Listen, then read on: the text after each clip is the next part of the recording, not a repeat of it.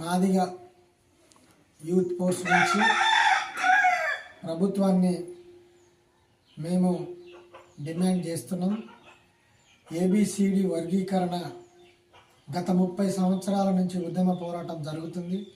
ఈ ఉద్యమంలో భాగంగా సుప్రీంకోర్టు ఇచ్చినటువంటి తీర్పును తెలంగాణ రాష్ట్ర ప్రభుత్వం మన ముఖ్యమంత్రి రేవంత్ రెడ్డి గారు ఇచ్చిన వెంటనే సుప్రీంకోర్టు ఇచ్చిన తీర్పును వెంటనే స్వాగతించి కాంగ్రెస్ పార్టీ సంపూర్ణంగా మద్దతు ఇస్తూ ఏబిసిడి వర్గీకరణకు సహకరిస్తామన్నందుకు సీఎం గారికి, ముఖ్యమంత్రి రేవంత్ రెడ్డి గారికి మాదిగ యూత్ ఫోర్స్ నుంచి ప్రత్యేకమైనటువంటి ధన్యవాదాలు తెలియజేస్తున్నాం. అదేవిధంగా ఇప్పుడు జరుగుతున్న పరిణామాలలో ఏబిసిడి వర్గీకరణకు అన్ని